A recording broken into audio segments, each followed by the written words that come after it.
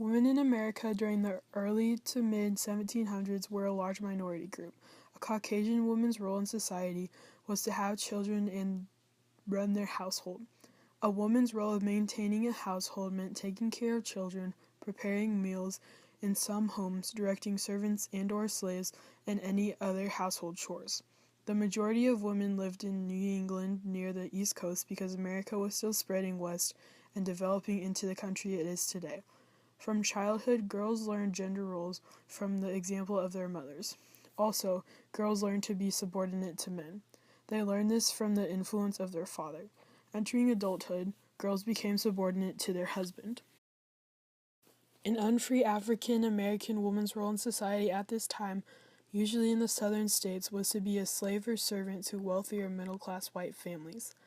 Many African American families sold as slaves at sales or auctions were split up to work in different white households, especially if the children of the family were of age to work or have their own children. Slaves preferred young men and women because they were more able to work and the men and women could have children together, which to a slave owner meant more people to work for his household.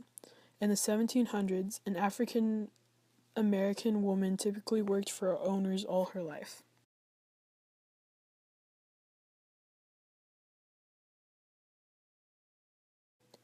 One of the reasons women of this time are considered a minority group is because they were often denied the right to education. In a white household, if a mother could read, she taught this skill to all of her children. In all matters, women educated their daughters.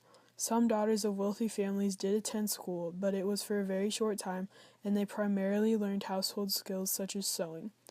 Dame schools attended by boys and girls were very prominent in New England. A woman would teach few students at a time their letters and numbers and other introductory education while also doing her household chores.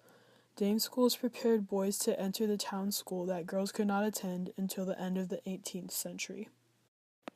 In the South, educating slaves was strictly forbidden. However, some slave owners thought it was important to teach their slaves to read the Bible.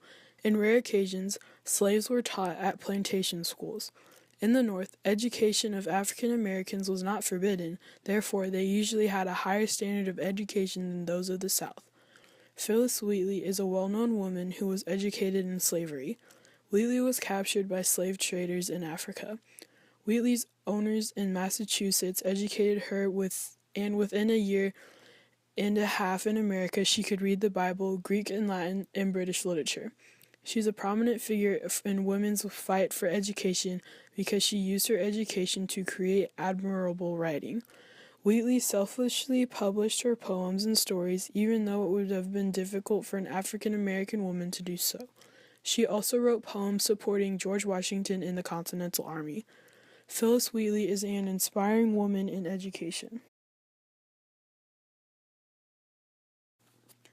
Native Americans in the 1700s learned skills from the women in their tribe. A skill learned by the girls was healing powers of plants. Few girls were also taught to be spiritual healers in their community. The boys and girls were taught their philosophies through storytelling of the adult men and women of the tribe. Girls were taught how to take care of their husband and family.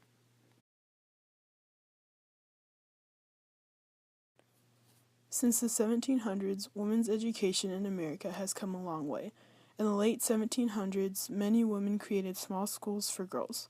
For example, Sarah Pierce opened her home to educate girls in 1792, and by 1816 she had taught 157 girls. It was not until 1826 that public schools became accessible to girls. In 1910, only 39% of college undergraduates were women, and in 1980, 51% of college students were women. I believe that for the most part, educational equality has been achieved in America, but unfortunately some countries are far from educational equality.